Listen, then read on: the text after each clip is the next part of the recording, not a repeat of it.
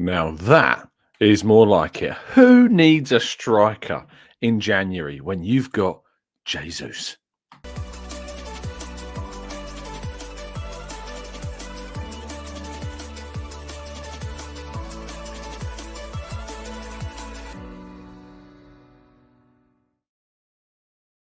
Hello and welcome to the Gooner Talk, back again with you guys and girls for another episode of what is the Arsenal Raw Reaction Show, joining you the morning after the night before, which was, of course, Arsenal 3, Crystal Palace 2, winning in the quarter-final of the League Cup, progressing to the last stages, the last four of the competition, with an opportunity, of course, of lifting silverware this season. Arsenal will find out their opponents tonight. We'll talk more about that in a bit, because we need to talk first about the brilliance that we saw last night and a really enjoyable second half. I wouldn't say the first half was entertaining at all from an Arsenal perspective, but the second half was much better.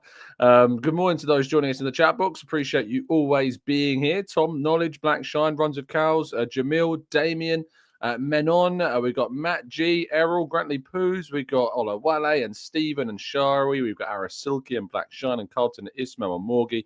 Good morning, good afternoon, good evening to you all. Thank you, as always, for tuning in. Do drop a like before you do anything else. And if you're new to the channel, we do these shows every single day, 8 a.m. Make sure you're here. Make sure you're subscribed. Help us on our way to our 60,704 subscriber target. We're still a little way off.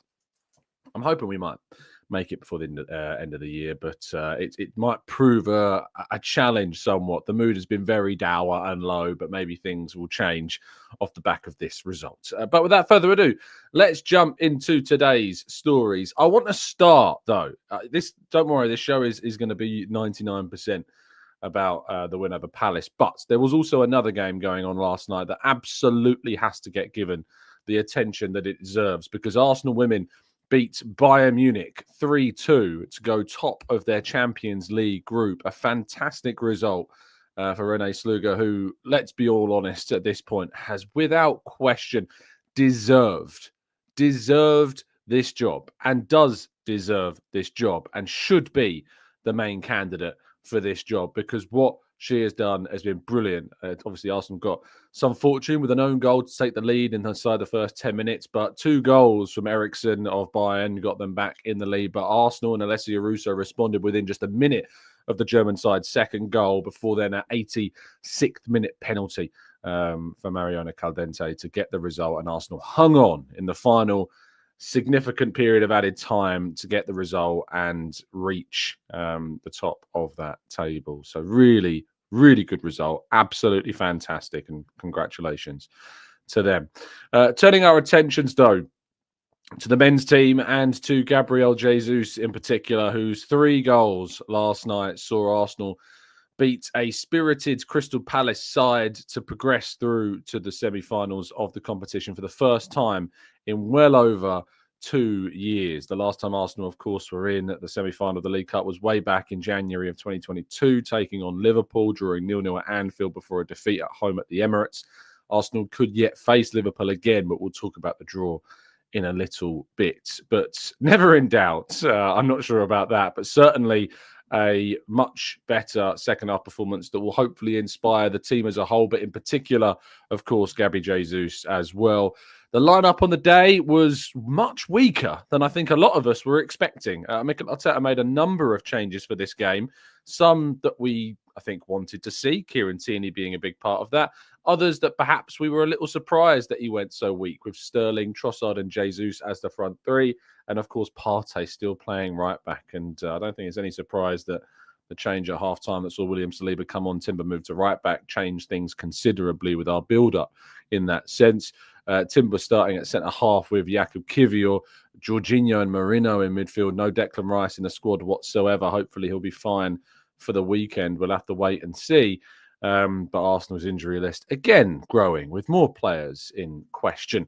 But the early era of Jakub Kiwior, a long ball forwards and a really weak attempt to try and stop it, allowed Jean-Philippe Mateta to run through. And this man is in really good form and has been for the last year or so for Palace. And so in those situations, you would always bank on him to score. And he did so with a good finish past David Raya, who in the end couldn't really do too much about the effort. It was a really good goal from the Frenchman, and certainly one that looked for a lot, especially early into the second half, like it might be enough to get the result for Crystal Palace. But it wasn't to be, because one man decided to take ownership of the entire game and score 3 fantastic goals.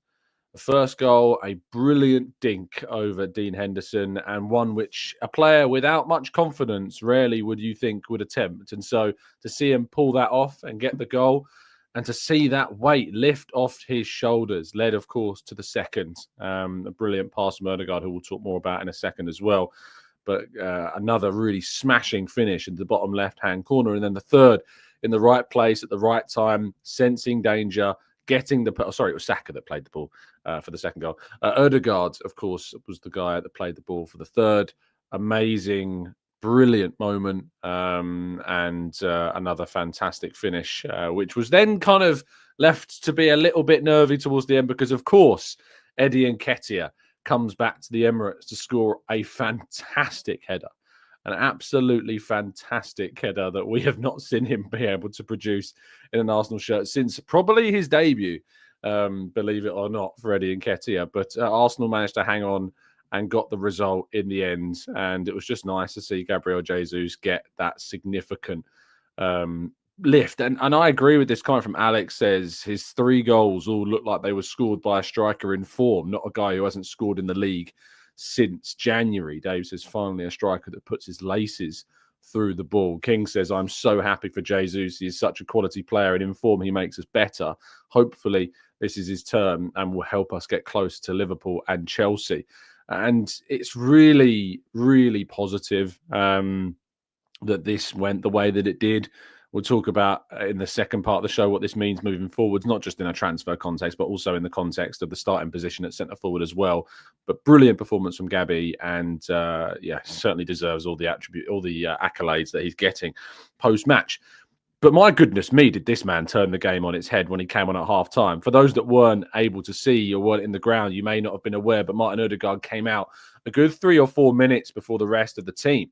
And it actually lifted the crowd. He ran out onto the field. There was a proper roar from those that noticed him running out for his little brief warm-up. It wasn't, like William Saliba was out there warming up as he was coming on for the second half as well, who also had a very good game, I thought, too, and really helped change things. But Odegaard's presence just seemed to lift things. Nwaneri, I thought, had a decent game. I thought he was producing. I thought, it's interesting that he's coming. I was kind of hoping when I saw Odegaard that he wasn't going to come on for Nwaneri and was going to come on to play with Nwaneri, but he came on for him and absolutely justified that. Joyce Moreno, I thought, had a good game, very solid game actually as well. But Odegaard was just unbelievably good coming onto the field, and reminded Arsenal fans exactly what type of player he is. And we could have done with that performance, I think more so at the weekend against Everton, of course, and it was a little frustrating, but we know there and showing what indeed our captain can do. 2 assists, 4 chances created, 2 out of 2 completed dribbles, and 42 touches in the second half. Absolutely fantastic indeed.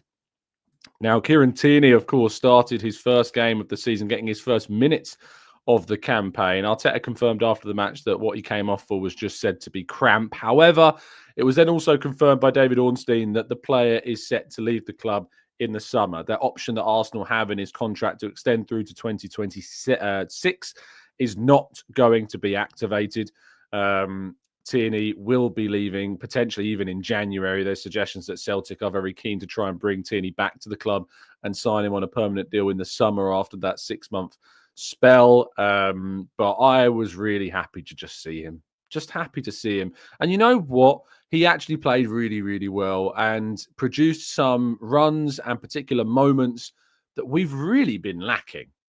Really been lacking. How revitalizing it is to see someone bomb up the left-hand side and put a couple of crosses into the box. I mean, his cross for Sterling, who again we'll also talk about in a bit, was just pinpoint. And it's just a type of pass that we've just not seen from Arsenal players in that left-back position for goodness knows how long. And I hope in some ways that it gives Arteta a little bit of a kick up the backside in terms of style and the traits that I want to see from certain fullback positions. Now, don't get me wrong, the evolution of our left-back role has coincided with Arsenal becoming a dominant force that have re-established itself as one of the elite teams in the Premier League and back amongst the best teams in Europe. But it's nice to have the option. It's nice to have that variation. I'm not saying it should be Kieran Tierney, because let's be honest, it shouldn't. We can't rely on his fitness. You just can't. He's come off in this game because of cramp, which I think is more to do with the lack of game time that he's had over these past however long months it's been. But you can't rely on him staying fit. Kieran Tierney is not the answer. And I have no qualms at all about him leaving the club either in January or the summer, as is expected for him to do. But I would quite like Arsenal to have an option in their armoury that allows them to utilise a more traditional wing-back that can give them that option. Now, there has been some links I've seen in the media over the past couple of days about a potential signing of a left-back, which could be interesting indeed to see who the club decides to move for. But I'd like to see these kind of left-backs that are going to get linked potentially the club with Zinchenko and Tierney being moved on. But yes, I know that Miles Lewis-Skelly is coming through, but he is by trade a midfielder. I sincerely hope that we start looking at left backs that can also add to the team. Clive says Nuno Tavares. I mean, he's having a fantastic season for Lazio, which will see him leave because that obligation to buy. That obligation to buy will be activated by Lazio. He's having a brilliant campaign for them now. Portuguese full international. So clearly they saw something in him that's being realised now. But I think Arsenal should be looking potentially at, trying to find something more traditional to complement the Timbers, the Calafioris, the Lewis-Skellies, who can also play that inverted style. Calafiori, I mean, he's not always playing inverted, but he does move inside the field, and he's not a traditional left back by any stretch of the imagination, despite being left-footed. So how did Sterling get on? Well, at half-time, the talk in the press lounge was not good about Sterling. It was a really strange game for Raheem Sterling. The traits and characteristics that Arteta wants from a winger, I just don't think exist within Sterling. The energy, the tracking back, the positioning, none of that was there. In fact, I spotted that there was a moment where Arsenal were on their left-hand side in the second half. Sterling was on the far right, leaving a huge, wide open space for Palace to kind of counter into it. And 5 players turned around to wave Sterling over, to get over to more of a central area to cover off that space. It felt like Arteta was coaching him one-on-one through the first half with some of his kind of directing his positioning. But there were some moments of positivity. There was a couple of nice kind of interplays with Waneri. The free kick he had was a very good effort, but he absolutely has to score this chance that he gets. And the second chance, of course, the thing is, I think he misses. The reason why he hits the bar on the second opportunity in this chance you can see on screen is I think that he's already reeling from missing the first one. And I think he's not expecting the ball to come back, and he's kind of like already looking to lament his shot being saved and isn't able to react effectively in time to redirect the ball back into the net. As soon as Saka came on, it was it was night and day. I mean, Odegaard definitely helped improve Sterling's performance, but it was night and day. And I just think, there's been a lot of people calling on Sterling to be given an opportunity with Martinelli and Trossard's levels not particularly been too great of late. I don't think that he produced a display that should be saying to any of us, oh, yes, if only Arteta had played Sterling over Martinelli or over Trossard, things might be different in these last couple of weeks. I don't think that's the case at all. Because while, offensively, the output has been relatively similar, everything else about Sterling's game is just, it falls short of expectation. And that it just wasn't a good enough display in the end. And as I say, Saka came off the bench and rightfully returned to the right wing, and Arsenal as a result got much, much better.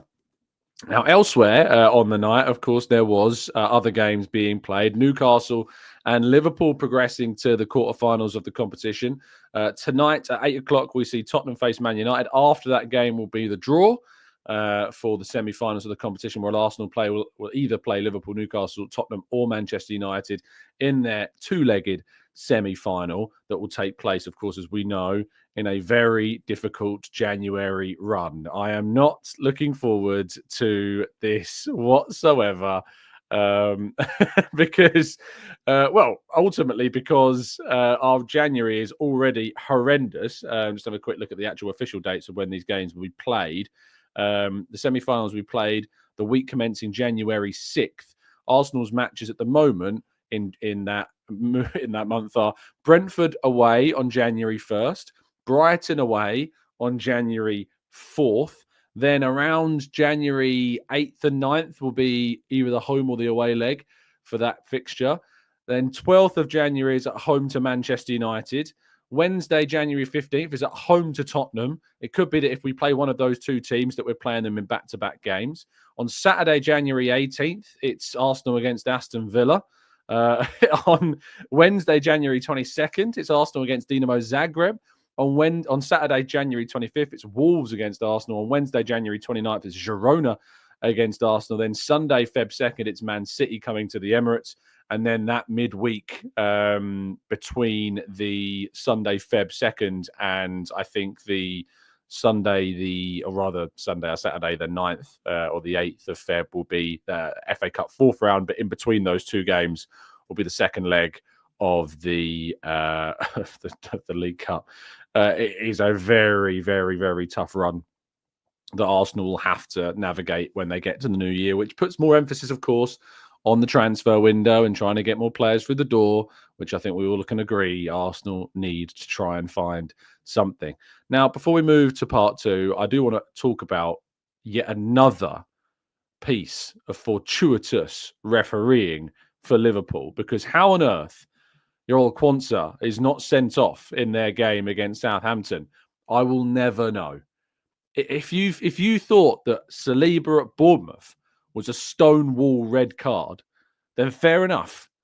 But to then see Tosin Adarabioyo get away with it, and Mickey van der Ven get away with it, and now Yoel Quansah get away with it, it's just an absolute travesty at this stage that referees. And I know there was no VAR in this game, but... And I know that we had our own bit of fortune last night because Gabriel Jesus, I think, was a touch offside for one of the goals. But very, very, very frustrating once again to see Liverpool getting the rub of the green when it comes to these decision-making. Now, it wouldn't have been a penalty. It would have been a free kick outside the box, but still, it could have been an opportunity for Southampton to get something. So there you go. Michael says, you can't say that without saying that we got fortunate. I think Michael probably pressed enter as I actually said it. That's the irony. Sometimes you need to be a bit patient, Michael. Anyway, let's move to part two, shall we? And your questions right after this.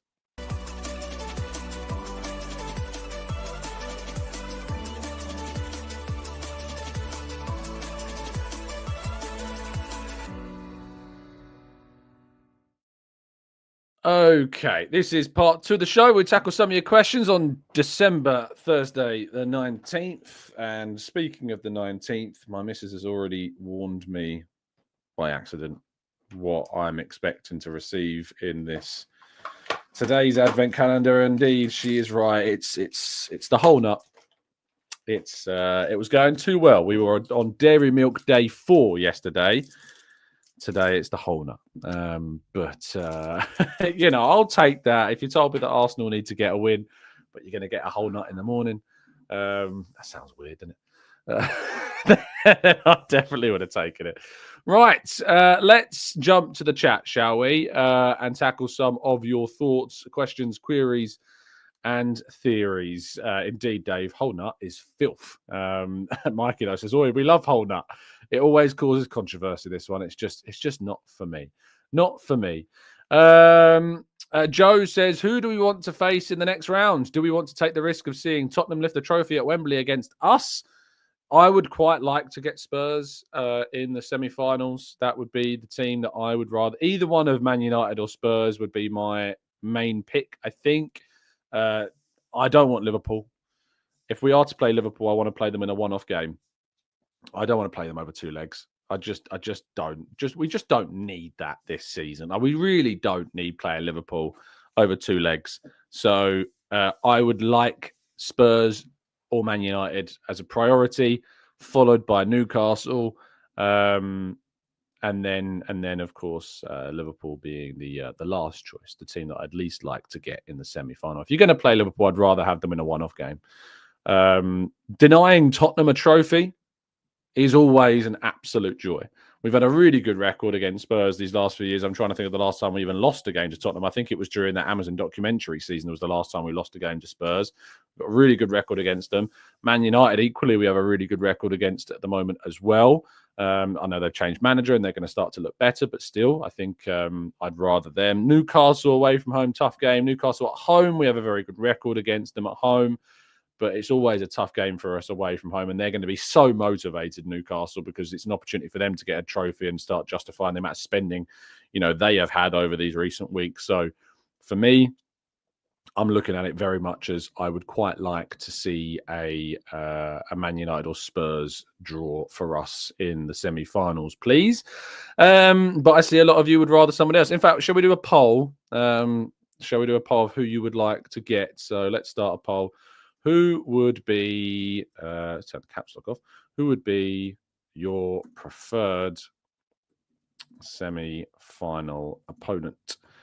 And your options are Liverpool, which hopefully you recognise the same as me, you wouldn't want that, Newcastle, Man United, or the Spuds. You let me know what one of the four would be your desired choice, and we'll come back to that a little bit later on in the show. Chinho asked the question, and it's a question I have for you as well. Jesus or Havertz to start this weekend? Do you go with the player that you've fully rested this week to play on Saturday, or do you play the player that is played a full 90 on a Wednesday evening but has scored a hat-trick? I'll give you a slight pause so you can start typing in your answers, perhaps here and, of course, into the comment section. If you're listening on catch-up, leave your answers over in the comment section down below. If you're listening on audio platforms, head over to YouTube, drop a like, and, of course, leave a comment as your thoughts. It's got to be Jesus, though, hasn't it? You can't drop a guy that's just scored a hat-trick. You just can't. If you are hitting that level of form, you absolutely have to play. Jesus also plays quite well at Crystal Palace. He's had a really good record, I think, of not just goals, but his performances at Crystal Palace have been very good when he's played there. So it's got to be Gabby J. It has to be Gabby J. Surely I'm seeing a lot of that. Dave says Jesus on this form. Jay says Jesus can't drop a player on a hat trick. Logan says give GJ a chance. Yasir says JJ. Damien says Jesus. Timmy says Jesus. Chun Ho Ho says Jesus for me. Pablo says Jesus. JR Jesus. Dappy Jesus. Dave says Kaya has looked cooked of late. Cello says Jesus deserves a go. It's all Gabby J in the chat. All Gabby J in the chat. Jimmy says, I mean, you can play Havertz, but you shouldn't. So and I think that's probably fair. What you could do is you could, and I know a lot of people will like this, but you could play Havertz in midfield potentially if you want to swap out Moreno, because if Rice isn't fit and Moreno's played not full 90, but he played the majority of the last two games, you could move Havertz into midfield potentially alongside Odegaard behind Jesus. That could be something that you could offer to do, which wouldn't be all bad. Watermelon says Martinelli at his best next to an informed Jesus allows Martinelli to attack those central spaces better. Runs with Cows, I completely avoid the question stating that there are training sessions and decisions will be made therefore later. Rob says if Jesus goes on a good run until the end of the season, should we stick with him in the summer or use his form to get a good price for him? I think the latter.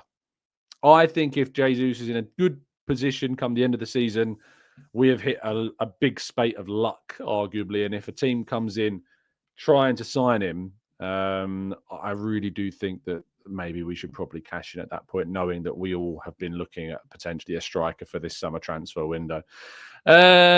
Mikey says, let's have it right. Jesus was sensational. Never seen him look that confident ever. Raditya says Jesus hyping up for his birthday next week, assisted by the whole Gabriel Armada as well. It'd be great, wouldn't it? Saliba with a header to Jesus. Gabriel Magalhaes with a header from a corner down to Jesus. Gabriel Martinelli runs through and just sets up a little pass across to Jesus. A Gabriel sensation hat-trick would be brilliant on the weekend, wouldn't it? CNS says, I'm under no illusion. We're back to set piece FC, so Kai will have a start unless GJ starts on the left. I mean, that is another option, isn't it? You could start Havertz and you could move Jesus to the left flank because our left flank has not been a particular great kind of period, has it? If we're being very honest. So maybe that's another option if you wanted to play Havertz and GJ together. Jay Varron says, opinion on Arteta saying Winery could develop into a 9. I mean, he talks about how his finishing is one of his best aspects. He's still very young. You don't tend to specialise at that age, even at 17. So why not? Why couldn't we see that happen? Stu says, counter-argument is that it's been bad luck rather than getting lucky. If he goes on a run until the end of the season, why couldn't that continue into the next season? It's the magic question, Stu, but ultimately one that we don't really have an answer to. Trevor says, how many teams started in the Cups gives you with no VAR? I mean, it's ridiculous, Trevor, at the moment, how many, even why there's no VAR in the League Cup. And I know that it would have cost us last night in terms of ruling out one of our goals, but frankly, the fact that there is no VAR across a competition when there is VAR in other competitions makes absolutely no sense whatsoever. Aditya says, this game preview show teams would be interesting. We'll try joining in, of course. We've started kind of merging our previews with our morning shows on the day before the day of games, so bear that in mind. Anne says, Trossard played well. I'm sure he could be on the left, though, for this game. He did play quite well, actually. I was more impressed by Trossard's performance yesterday. Gooner says, Tom, why does Martinelli get flack and yet Trossard is left alone? Because Trossard delivers more. I mean, last season, Trossard delivered 17 goals, which is, I think, more than double what Martinelli provided across the season. So that has been the reason as to why majorly Trossard. And I think there's also more expectation around a player like Martinelli of what we've known him to be able to produce compared to what obviously we've seen, and that regression has been a bit of a frustration as well. Bakary Lasagna says, as much as I'd love Gage to go on a mad run, this isn't becoming a thing. To the end of the season, his knees are made of biscuits, and I don't think that he can last that long. Chilo says, is Jesus our January signing? Sounds like he's like a new signing coming up. Look, I sincerely hope that no one was under any illusions about the centre-forward position in January. If you really thought Arsenal were going to sign a striker in January, even before Jesus hits this period of form, I just don't think we can sit here and say that that is a realistic of expectations for Arsenal this winter. It was never going to happen. If Arsenal were going to sign a player in January, it was going to be kind of a versatile attacking player that could give us more than what Martinelli and Trossard have been giving us, perhaps on the left-hand side. It would have been great to see an Ademola Lookman or one of the players that we've talked about in one of our previous transfer shows, and potentially a defender to cover off some of the issues that we've been having at the back as well. Dylan says, Kieran Tierney has to start Saturday. Partey at right back doesn't work. I mean, he won't start Saturday. And he doesn't have to either. I think Miles Lewis-Skelly, I think we all know, will start on Saturday. And I think Miles Lewis-Skelly came on and did a really, really good job, actually, when he came off the bench yesterday. I was very impressed by what Miles Lewis-Skelly brought to the play from the bench. And, of course, was key to Arsenal continuing to build towards their third goal. Stu says, did Kieran Tierney come off injured? Apparently it was just cramp. We're told that it was just cramp. So I think we've probably got to take that at face value that indeed it was just cramp. Shall we get an update on our poll? Of our 4 teams, 12% of you crazy lot, would like to get Liverpool in the next round. 24% of you would like to see Newcastle. 27% of you would like Manchester United, and a massive 37% of you would like to see Spurs as your opponents in the semi-finals of the competition. Morgan says, Tom, great to see a ref not giving soft fouls for almost old school feeling about the game. It was a very free-flowing match. Wasn't much kind of frustration around the refereeing performance. There was only a couple of moments, I think, that there was there was a moment where Jesus was so obviously fouled and nothing was given in the second half, but he was trying to let the play go as much as possible. Elliot says, hey, Tom, why can't I shake the vision of Marcus Rashford joining Arsenal this January? And the reason you can't shake it is because it's a very Arsenal thing to do. And I think that's ultimately why it's very difficult for people not to be able to kind of rid themselves of the idea that Rashford could indeed be an Arsenal player one day. Barry says Kieran Tierney gives us a little bit more going. I don't disagree, and I think this is why we've got to talk about kind of the idea of Arsenal going into the market in the future and adding a more traditional left back to the options that we've got. There's over 1,000 of you tuning in on YouTube and on social media together. So fantastic to see so many of you here this morning. Of course, if you're back or you're new or for whatever reason you're here, make sure you drop a like, subscribe if indeed that you are here for the first time. We do these shows every single day, 8 a.m. If it's not a post-match show, it's a transfer show, it's a news show, every day, same time. Make it part of your morning routines like so many of these brilliant people in the chat box as usual. Jay Varron says, how likely would you say a Lookman signing his? I think a Lookman is one of the more unlikelier type transfers. But the idea of signing a player in general, if you're hearing what Arteta's saying, if you're hearing the reports from the likes of James Ollie, it doesn't give me much confidence. But I'm an optimist. And so I will continue to hope that indeed we can find something a lot more lovely about Arsenal's January window. We will wait and see. Stephen says, I felt like seeing my son coming on. So happy for Tierney to get some minutes. Hope he can get a decent club when he does move on. RRDM says, Gyökeres and Sporting Lisbon have not been winning of late. Has he become a bad player overnight? I can't say I've seen too much of Sporting in this last kind of run of games since Ruben Amorim did indeed move on. They won yesterday in their most recent game, Victor Gyökeres scoring. Despite Sporting going down to 10 men, he scored in the 113th minute of the game to make sure that they progressed through to the next round of the Portuguese Cup. So it's not like he's not scoring. He scored also a penalty at the weekend in a 3-0 away victory. They also beat Porto. Hold on. I'm looking at the wrong thing. So, yes, they did, in fact, win last night, but they beat Boa Vista on Saturday. Gyökeres scoring there as well. Francisco Trincao scoring a couple of goals also in that game. Game before that was a 2-1 defeat to Brugge. The game before that was a 2-1 defeat to Moriente, which is kind of what we're talking about here. And they lost to Santa Clara. And then, of course, the Arsenal game. They lost 4 games in a row, but they've won their last 2 as they start to, I think, regain their footing. Somewhat a bit, but no, Gyökeres hasn't suddenly turned bad. I think Sporting have just had a bit of a wobble after Arsenal battered them, and then Amorim, of course, leaving at the same time. Pelzer says Havertz only became the 9 because Gabriel Jesus' forms dropped off and injuries.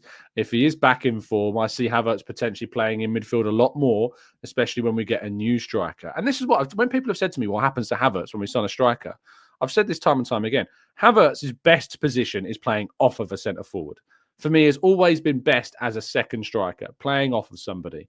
And I think that Jesus obviously offers something to that degree when he is in good form, but of late, we know he has not been. And I think if Arsenal were to bring in a centre forward, of course, it doesn't mean the end for Havertz at all. Havertz offers a lot of versatility and different options when he plays as well. So I think that versatility will be very beneficial for us if indeed we bring in a centre forward in the future. Biko says, Tom, if Sterling and Martinelli find form and confidence like Jesus, our squad would 100% look healthier than what we currently feel. I'd argue our attack would be as flexible as Liverpool. So, I mean, that's a big, big ask though, isn't it? You're asking 2 of the most out-of-form players that we've got to suddenly turn around. But we did see that with Jesus. But it is one game. It's really important to stress that it's one game. We can't get carried away. We can't go over the top. We really can't, because we have to now see Jesus solidify and consolidate that performance with more. But it will lift his confidence. There's no doubt about that will indeed lift a weight on his shoulders.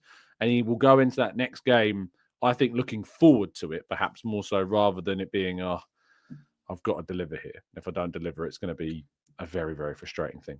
He says the Partey at right back experiment is not working. I don't know what Arteta is so adamant to change up. Is it a tactical shortcoming? No, it's a needs must situation, because unfortunately Timber needed to be rested. Now, if you're playing at fullback, you can't rest as much as you're playing a centre half. But we're so short in options at the moment that we didn't really have much of a choice. So we bring on, of course, Saliba in the second half, giving him, who is much also needed as a rest.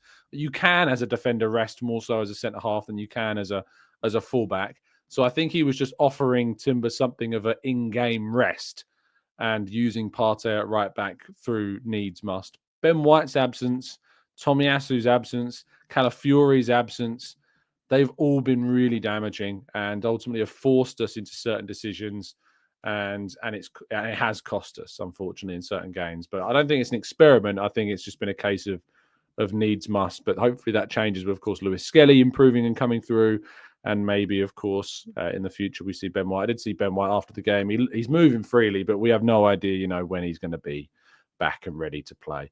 Matt G says, I'm not getting carried away after one game, but we can all agree that Jesus is better than Haaland, Kane, and Salah combined. I mean, Matt, could we think of a more perfect way to start reaching the conclusion of this morning's show? I'm not sure. I think I'm going to answer a couple more comments, but that comment's really going to stick with me. I think you've really broken the mold with that one. Ty says, Tom, personally think you were harsh on Sterling.